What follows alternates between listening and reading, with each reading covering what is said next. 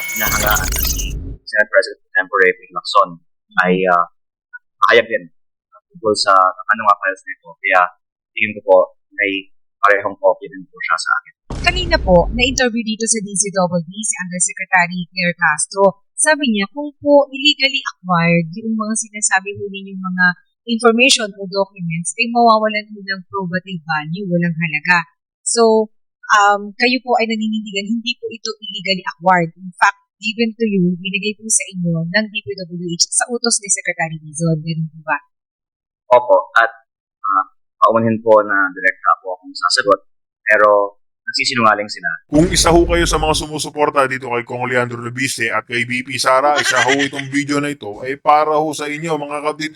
Kasi ito ngang si Kong Leandro Lubiste nagpapasalamat na dito kay Pinky Lacson na alam naman ho natin yan si Pinky Lacson mga kapatid may alam niyo na, baliktaran ng utak. Pero ngayon dahil papalapit na ang 2028 presidential election mga kapatid, tumutulong na ho si Pinky Lacson i-allocate yung mga merong allocable, yung may mga insertion kasi mga kapatid, tinukoy pinangalanan ni Pinky Lacson yung mga taong cabinet secretaries. Kaya mga kapatid, kung bago lang ho kayo sa ating channel, isang like, isang share, isang subscribe lamang ho, malaking tulong na ho yan. Pag-usapan na ho natin ito kung paano bumaliktad ito si Pinky Lacson at kung paano mga kapatid magsalita, maglabas ho ng mga records, i-leaks lahat ho ng kababalaghan nangyayari dyan sa gobyerno ni Marcos Jr. Kaya mga kapatid, rekta na ho tayo. Access yung allegedly Cabral files, dokumentong galing daw po kay dating si Cabral. Sinabi nga po ni Secretary Vince na kuha ko nga yung files na ito noong September 4 at ang pagbigay sa akin ay with approval ni Sec Vince dahil tumawag siya kay si Cabral na pwedeng ibigay ito sa akin in the interest of transparency. Matapos pa ang September 4, meron din kami ang mga communications with Sec Vince. Actually, ang pinost ko sa Facebook just an hour ago for your show, ma'am, is the email that I had with Sec Vince on October 1 confirming the files. And on October 20, actually, may iba pang mga files na pinadala ang DPWH sa akin. Kaya ako po ay muli nagpapasalamat kay Sec Vince na dahil sa kanya, ang una kong ni-request sa DPWH noong May, June, July, and August ay binigay sa akin nung nagsimula siya sa September. At ayon po sa aking post sa Facebook, nagbigay nga lang din po ako ng ilang araw para na ay pwedeng paliwanag kung authentic ba talaga at nakita na ba nila ang mga files na ito. At I wish na mabilis silang sumagot dahil pag tunay naman ang sinasabi mo, hindi mo na kailangan pag-isipan. Pero parang may isang linggo na rin po mula nung nag-post ako na ilalabas ko ang files na to at hindi pa rin na masyadong dire-direct ang sinasagot kung totoo ang laman nito. Kaya pinost ko na po ang aming email with Secretary Vince. Ayun na po. Na pwede din po makita ng inyong mga viewers sa Facebook. Ayun po. So, Congressman Lubiste, para lang po klaro, yung kung so-called Cabral files, hindi po personally handled to you ni Undersecretary Cabral, kundi nakuha po ninyo sa computer ni Yuse Cabral nung buhay pa siya. Actually, dalawa po. Meron po printed copy na personally handed to me. Okay. Ni Yuse Cabral. Opo. At itong lahat po ay naganap noong September 4. Ayun nga mga kapatid, meron mo siyang dalawang copy. Mismo kay Cabral na nga ho nang galing sa pero si Ate Claire mga kapatid yung nakakatawa ho din sa babaeng ito. Sinasabi niya ho, puro walang katotohanan, sinungaling yung sinasabi niya. Yes, kanino pa nga galing? Kay Cabral. Mismo kay Cabral na nga ho nang galing. Kung hindi mo na-depress lang si Cabral na tumalon, meron mong may gumawa ng, alam niyo nga, napaka-imposible rin nga naman mga kapatid na bigla na lang tatanong si Cabral sa Baguio. Diba? Sa Cannon Road. Napaka-imposible niya. Kasi depression pwede niya pang labanan. Kaya meron mga nagsasabi dito sa ating comment section kasi nabasa ho natin yung isang araw mga kapatid. Ito si Cabral parang in-injection hindi umano. Alam niyo parang tetano o masisira yung ako. Ang gano'n yung sinasabi ng ating mga kababayan sa comment section. Ako talaga kung ano nangyari kay Cabral. So, I came to the DPWH office through a meeting with Director Alex Bote and in the office of Mr. Cabral. And then I was talking with Yusek Cabral, and then tumawag siya kay Sectins, at tumawag din Sectins sa kanya. At si Sectins naman ay sincerong gustong maging transparent ng DPWH. So, Kaya inutos, alam ko gusto niyang ilabas. Sinabi niya din ito sa akin. Inutos niya. inutos At niya. sinabi, hindi lang po, sinabi niya sa akin na ilalabas niya ito sa publiko. Kaya sa mga nagtatanong sa akin, bakit hindi ko ito ilalabas noon pa, dahil sinabi ni Secrets sa akin na ilalabas ko. At ngayon, nakikita ninyo sa Facebook, October 1, ang email ko sa kanya kung maaari ko ba itong ilabas. Pwedeng ang October 1 email ko kay Secrets kung maaari po itong ilabas. Pangalawa po, nabanggit ko na din sa ilang mga reports noon, ilang beses po akong nag-attempt na mag-privilege speech sa Kongreso para sa publiko ang mga datos na ito, October and November. At kami pong mga kasamahan ko sa Kongreso, nakiusap sa akin, tawagin sa publiko ito. Pero actually, may mga lumabas din naman po sa PCIJ, isang media outlet tungkol sa mga files na ito noong November. At namin ko na po, ako po ay isa sa mga sources ng article ng PCIJ. Kaya baka kung galing sa akin lang, baka magduda yung mga iba, pero mismo po galing sa PCIJ. Ako po yung isa sa mga sources ng PCIJ. Congressman Libiste, ano po yung sinasabi ni Secretary Vince Dizon? Yung sinabi niya sa isang interview na forcibly ninyo kinuha yung DPWH files. Unang-una po, bakit after 5 days niya sinabi yan? Actually, November po pa sinasabi meron ng files kung sa Cabral, wala siyang sinabi na ganung kwento. Kaya tila na pinag-iisipan pa nila anong sagutin. Pero parang nililihis ng usapan. Bakit na lang hindi ng DPWH ilabas ang kanilang files? Ito po ang gusto kong linawin kasi baka akala ng iba na ako lang ang may kopya nito kaya kailangan ako ang maglabas. Ako po ay may kopya. Ang DPWH at Ombudsman ngayon ay may kopya. May mga media outlets na may kopya. Ayan mga kabig, galing na mismo kay Kong Leandro Libiste na meron kopya, yung Ombudsman, DPWH, lahat ng PCIJ, meron yung kopya ng Cabral leaks, documents, lahat mga kabig, pero anong wala ko sa ginagawang action. Ginagawa ko nila, pinag-mukha pa ko nila sinangaling, si Kong Leandro. Kasi pinilisa ko congressman yan, tapos bandang huli mga kabig, mukhang matutulad pa ito kay Kong Kiko Barsaga na kung hindi ma-suspended, baka patahimikin naman nila, lalo na ho ngayon sa katapangan na ginagawa nila. Diba? Kaya kailangan ho natin ang katulad ni Kong Leandro Libiste na tapat po sa tao. Hindi po nagpapahawak sa liig dyan sa mga magnanakaw. Kasi nung nakaraang araw po namin, sinabi niya rin mga sinusuhulan daw ho siya ng 151 million para daw ho manahin. Tama ho ba yun mga kapit? 150 million pesos para ho manahin. Pero hindi po siya nagpapatingin. Hindi po siya nagpapaakit sa pera. Gusto niya ho yung malinis na panunungkulan, malinis na pagsiservisyo sa tao, hindi po pag nanakaw ang gusto niya. Diba?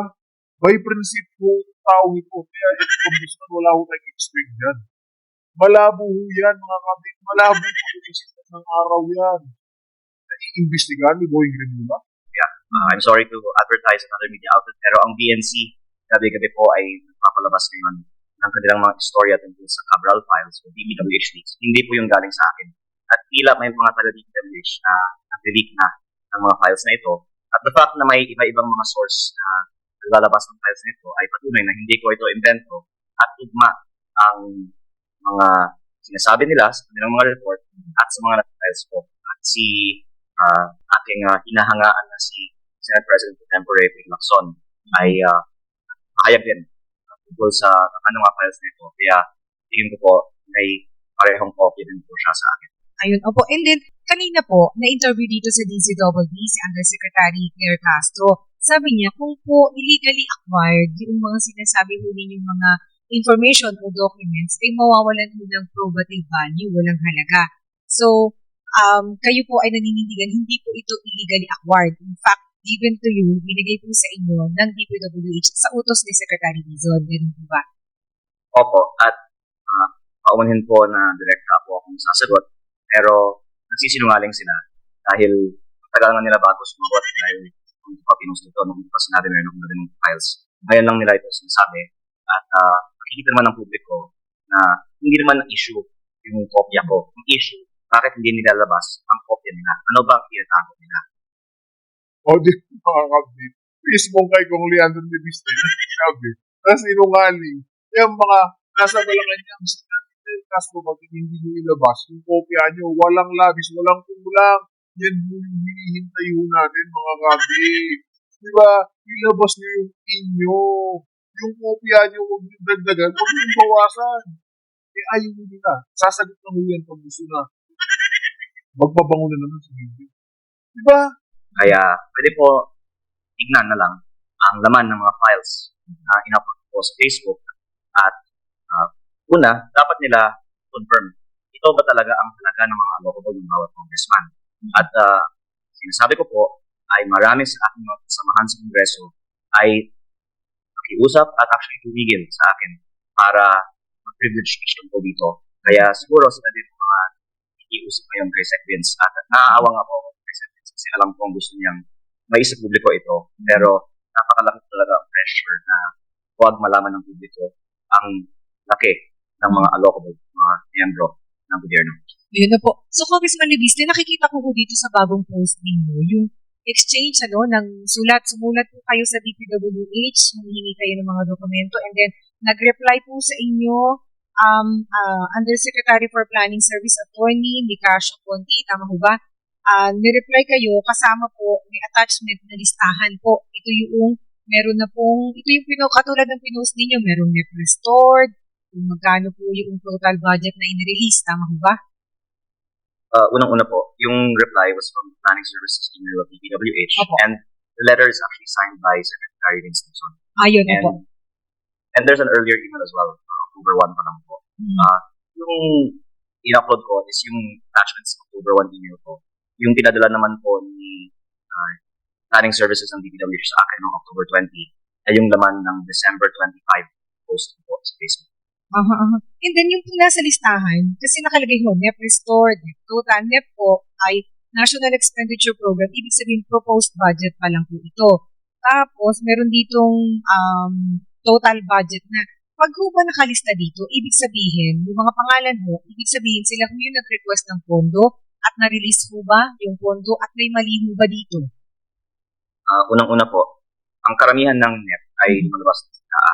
Kaya hindi yan request po ay na-approve in most parts sa SAA. At ang allocable amount ay basically taon-taon na near restore. Kaya ang tawag dyan ay net restored. It is not enough to say na may 10 billion kang budget na may katiwalian. Pero ito po ay actually makakatulong sa investigasyon ng ICI at Ombudsman, lalo na pag malaman nila sino yung proponent ng mga close or substandard projects. Gusto ko pong linawin ulit, ma'am. November 18 at 19, pinakita ko ito sa ICI. November 27, pinakita ko po sa Ombudsman at both times, sabi nila, they never saw this file before. Ako po ay nagpapasalamat na sa December 23, binigay na ng DPWH sa Ombudsman. Pero noon pa, nung November, sinasabi ko, dapat ibigay ito ng DPWH kay Ombudsman at sana si Yusek Cabral ay ginawang state witness. Kasi sinasabi ng iba, bakit ngayon lang? Noong November ko pa po, sinasabi ito in public, noong September pa po in private. Pero in terms, ma'am, of ano yung irregular dito, sa tingin ko yung irregular, yung fact na tinatago ang laman nito. Kasi kung walang masama, bakit na lang natin hindi magmamalaki may 10 billion piso pondo ang ilang mga proponent?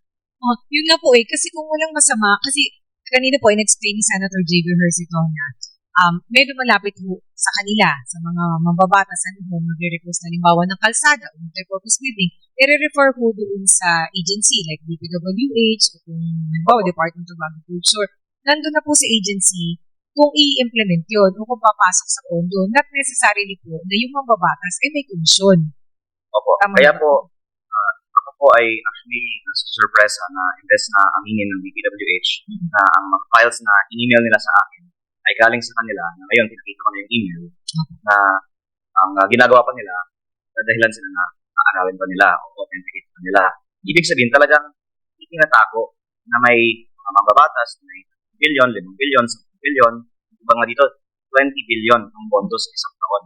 At ang kakagulat nga ay kung ayon nga po sa inyong sinabi, walang mali dahil request din talaga ang mga lokal na official. Then, bakit all this time, pinag-uusapan yung paano ni Leandro nakuha yung files, totoo ba yung files na ito, sabihin na lang ng DPWH, magkano yung allocable ng bawat congressman, senator, at yung official na gobyerno. Katulad po ng sinabi po ni Senator Ping, hindi lang po congressman at senator ang may allocable, pati yung mga cabinet secretaries, yung undersecretaries. Bakit ito hindi kinatago? Yun po sa akin, regular. Tsaka sir, di ba, maigi nga kung may lumalabas na listahan kasi double check ng mga constituents ninyo. Kung nakarating nga ba sa kanila yung mga project, kung ibabangga ho doon sa request nila, ito yung nakalista ninyo, tapos kung na-release nga yung pondo, o hindi, kung halimbawa na-release nga ho yung pondo, kung nasaan yung proyekto, doon natin malalaman kung naging ghost yung pinondohan itong request nila. Kaya ma'am, napaka-direct ako sumunod sa inyo kasi ang masasabi ko, Yusek Claire Castro will make a fool of herself because everything that I'm saying can be verified even by publicly available data. Kaya, ang sinasabi niyo po ay tama. Ang dapat mangyari dito ay hindi natin pagtakpan ang mga proyekto na pinapropose ng mga mababatas. Dapat ilabas ang mga proyekto na pinapropose ng bawat isa para ma-check ng mga kababayan natin sa bawat distrito sa buong bansa ang kalidad ng mga proyekto na pinapropose ng bawat mababatas. Congressman Andreviste, meron po ba kayong gusto ipanawagan kay Presidente? Kasi ang sumasagot po sa inyo, si Undersecretary Claire Castro. Siyempre, speaking for Malacanang, pero siya po yung sumasagot. And then si Secretary Dizon, dinidispute din po, sinasabi niya na hindi niya authenticated yung mga dokumento, pero nagpapakita ho kayo ng pruweba. Kung i-address po yung itong issue kay Presidente na mismo, after all, siya naman po ang nag-reveal nito, ano yung panawagan siguro sa kanya? Unang-una po, ma'am, nais kong linawin na never ni Vince sinabi na hindi tunay ang aking mga dokumento. In fact, sabi nga niya, nakuha ko to sa DPWH. Ang sinabi lang niya, hindi kanya napatunayan. Hindi po na-authenticate ako. Kasi nasa abroad siya. Pero ito po ang katotohanan. Sinabi sa akin ni Sec. Vince noong September na isa sa publiko niya ito. Naniniwala po ako na gusto ni Sec. Vince i-reforma ang DPWH. Kaya ang panawagan ko lang po sana ay huwag natin i-pressure si Sec. Vince na itago ang katotohanan. Kalimutan niyo na po ako. May datos pa ng DPWH. Sana ito lang yung problema mga kapatid. Hindi ko talaga nagpapapayad si Vince News. Ilan ka din ako hindi marami na akong nakakaalam. Milyon Pilipino na yung nakasubaybay. Sumusuporta dito kay Kong Livisneta. Imposible naman hindi pa nila alam. Ang totoong nangyayari. Kaya Vince News, mamulat ka na sa katotohanan. Ilan tatlo na. Yung mga nalalaman mo din, huwag mo nang pagtakpan na. Darating na yung oras ni Marcos Jr. matatanggal na yun sa pwesto. Maawa ka sa milyon Pilipino, Vince News. Oy, maawa ka. Kayaan natin si Sec. Vince na isa publiko lahat ng datos, magkano ang allocable ng bawat politiko, sino ang nag-propose ng lahat ng mga proyekto, bahala na po sino ang matunahan. Yan po ang aking panawagan. At nais ko pong i-credit si Senate President Pro Tempore Ping Lacson dahil siya nga talaga po ang aking inspirasyon sa lahat ng aking ginagawa ngayon. At ang kanyang slogan nga po ay ang tama, paglaban, ang mali, ipanan. At mahirap po talaga na ilabas ang listahan na nandoon ang mga pangalan ng halos buong gobyerno. Pero kung ito po ang tama, at may magaling tayong DPWH Secretary, sana huwag natin siyang tigilan na ilabas ang katotohanan. Dito lang po yung exact quote, Congressman Reviste, ni Secretary Dizon. Ito po ay text niya sa GMA News Online. Sabi niya, for the record, wala akong in-authenticate na dokumento na hawak ni Kong. Dahil wala akong, kung hindi ko nakikita kung anong sinasabi niya dokumento sa paano ko. Kaya ako ma'am, pinost nila sa Facebook. Hindi ko po alam bakit niya pa sinasabi. Wala pa siyang nakita. Kasi buong Pilipinas nga po, maaari na nilang makita sa aking Facebook. At pinost ko po ulit after 5 days para reminder na pwede niyang tingnan na lang ang aking Facebook. Pati yung email ko sa kanya, nakasali ang mga attachments na ito.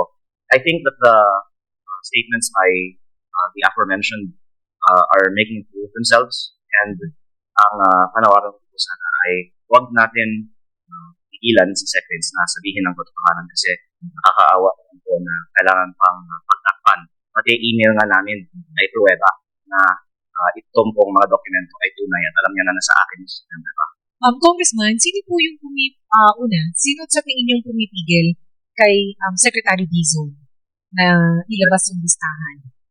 Ganito po kasi ma'am, ayokong single out isang tao kasi i-imagine mo, lahat ng mga tao na nakapangalan sa mga listang ito, mas gusto nila hindi lumabas kaysa ilabas. Kasi kung gusto nilang ilabas, gusto nilang pwedeng ilabas ng kano yung allocable nila. Diba?